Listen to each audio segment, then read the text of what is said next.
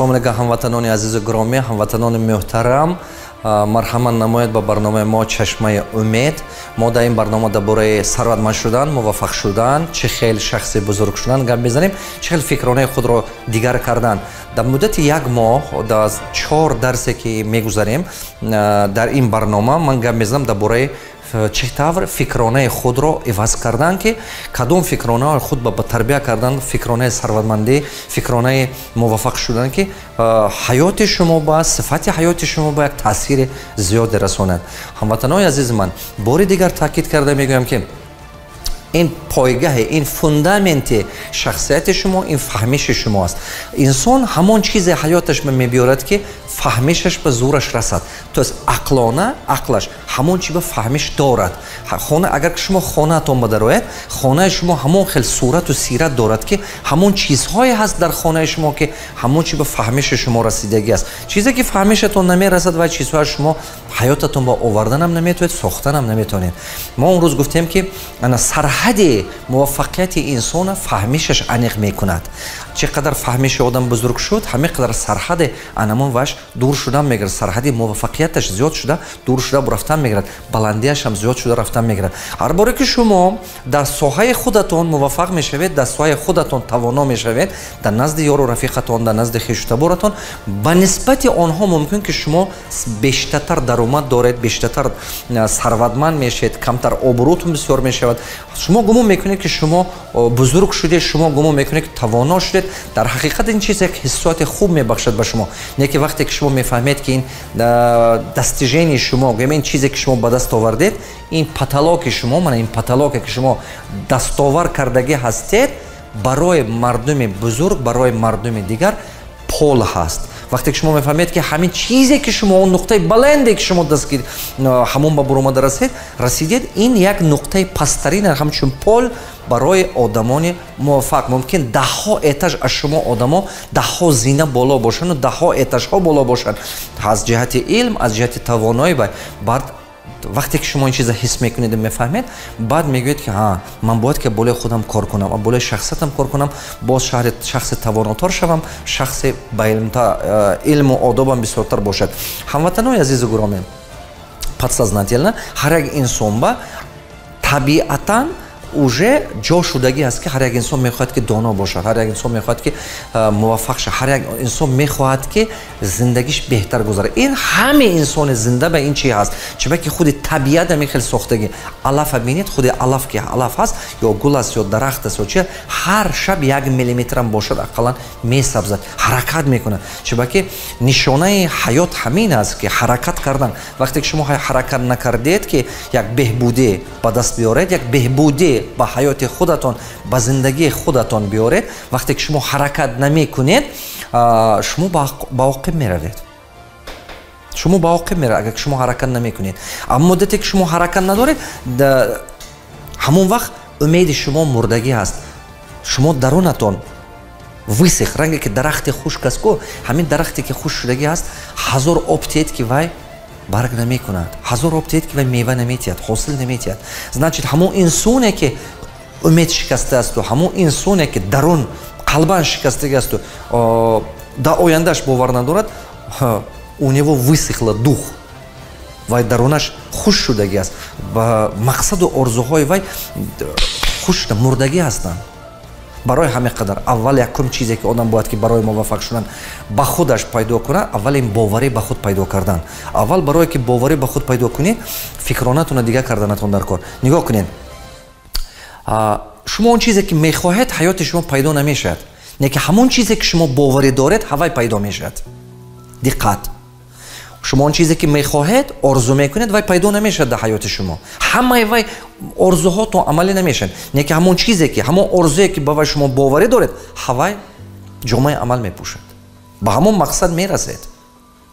диққат кардестед, шумо ҳамон мақсадҳо, ҳамон чизҳое ҳаётатон ба дастрас кардан метавонед, ки ҳамон чиза барои худатон шумо реальный ҳисоб мекунед. человек достигает только те цели, которые считает для себя реальными. инсон фақат ҳамон мақсаде барасида метавонад, ки барои худаш ҳамон чиза реальне ҳис кунад. гуфт ки ҳамин чи барои ман реальне, ман ин кор кардан метавонам. ба худаш боварӣ дорад барои ҳамон кора сохтан кардан. барои ҳамон аввал шумо бояд ки ба худатон боварӣ кардана созед. Барое ки ба худ бовар созед, аввал фаҳмиши сарватмандӣ, фаҳмиши чемпионӣ, фаҳмиши тавоноя тарбия кардан дар кор. Баъд шумо ҳамон чизи ҳаётатон ба сохтан метавонед. ҳамватанони азизи гуромӣ, дар дарсҳои гузашта ман дар бораи якчанда фикронаи камбағало, фикронаи сарватмандҳо гуфтам. Яке аз мушкилтарин фикронае ки ҳаст, аз 55 та фикронае ки ман ёфтам дар муддати 22 соли корем фарқияти мардуми камбағал ва сарватманд, яктае ки ҳамин ҳаст, ҳама мушкилтарин ин нехватка. То есть мардуми камбағал фикр мекунад фикри норасоӣ. Фикри во фикри норасоӣ ҳаст. доимо фикри норасоӣ мекунад. Мардуми сарватманд фикри изобилия, фикри чӣ? Фаровонӣ. диққат кардестед? Ман ҳамон дарс ба гуфтагӣ будам ки куртае ки ману шумо мепӯшем, дорое ки ману шумо мехарем, телефоне ки ману шумо гап мезанем, хонае ки ману шумо зиндагӣ дорем, ҳамин чиз як вақте фикри як инсон буд. ин чизҳо табиат сохтагӣ нест. Инҳо ҳамаш фикри як инсон буд. Мана ин доска набуд, мана ин парта набуд, мана ин чизҳо набуд. Ино инсон сохт. Анакун ба туфайли чӣ сохт инсон ҳамин самолёту, мошину, телевизору, компютер? Ба туфайли фикронааш. Ягона ҷондоре ки дар рӯи замин мегардад, лаёқати фикр кардан дорад, ин инсон аст. диққат кардестед? танҳо инсон лаёқати фикр кардан дорад. На ҳайвон, на дарахт, на сабзавот, ягон чӣ лаёқати фикр кардан надорад. ҳамин лаёқата худованд фақат инсон ба додагӣ. Инсон аз сабаби оне ки фикр кардан дорад, лаёқати фикр кардан дорад, метавонад ки сифати ҳаёти худашро дигар кунад. нигоҳ кунед. Анакун вақте ки мо мегӯем ки ин техника, самолёти, ин чизҳо ҳамаш фикр буд, диққат фикр як инсон буд. Анакун ман ба шумо гӯед ки значит фикр ин як ашёе ҳамин истеҳсолот будааст. ҳаме чӣ аз фикр сар шудагӣ. значит ҳамин як сирё, як ашёи ҳамин истеҳсолот, ҳамин чизҳое ки дидастем, решааш аз фикр сар мешудааст. ман шумо ба гуфтани ҳастам ки ҳамин фикри шумо ягон вақт тамомшавӣ дорад. шумо ягон бор ҳаётатон ба дидед ки ҳамин сиратон ягон фикр нест. фикратон гум шудагӣ. Не. фикр тамомшавӣ надорад. ягон вақт. фикр ин фаровон аст, тамомшавӣ надорад. анакун мазмуни гапи ман чӣ? Не ки аз сифати фикри шумо кадоме. Агар ки фикри шумо дар саратон фикри камбағалӣ бошад, ҳаётатон ба камбағалӣ бисёр шудан мегирад. фикри сарватмандӣ бошад, сарватмандӣ бисёртар шудан мегирад. шумо барои фаҳмида гиред ки сарвати ин дунё тамомшавӣ надорад. чиба ки фикри инсон тамомшавӣ надорад. вақте ки то рӯзе ки инсон лаёқати фикр кардан дорад ва ягон дигаргунӣ месозад. ин чӣ гуфта гап?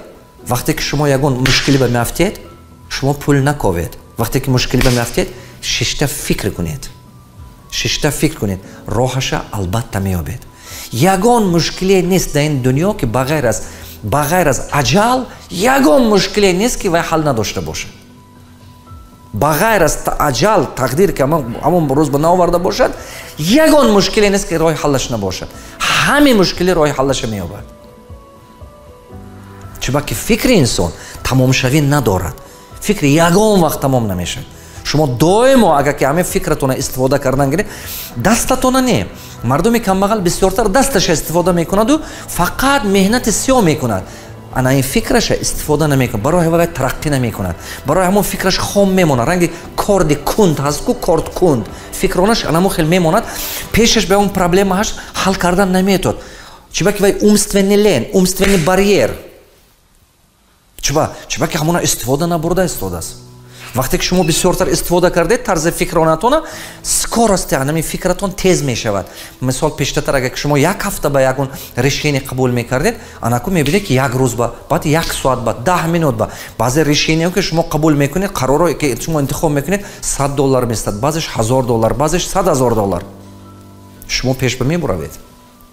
барои ҳамон якумин коре ки мехоҳам ки шумо ёд гиред, именно ҳамин чиза бояд ки шумо тарзи фикронаатона. чиба ки фундаменти кори шумо аз фикронатон сар мешавад. анакун мо фаҳмидем ки фикр тамомшавӣ надорад. анакун решаи боигарию, сарватмандию, чемпионию, мисол муваффақ шудан ин фикр аст. мо фаҳмидем ки асабе ки вай тамомшавӣ надошад, значит мо ҳам фаровон зиндагӣ карда метавем. ҳамин мушкили роҳи наҷоташ ҳаст.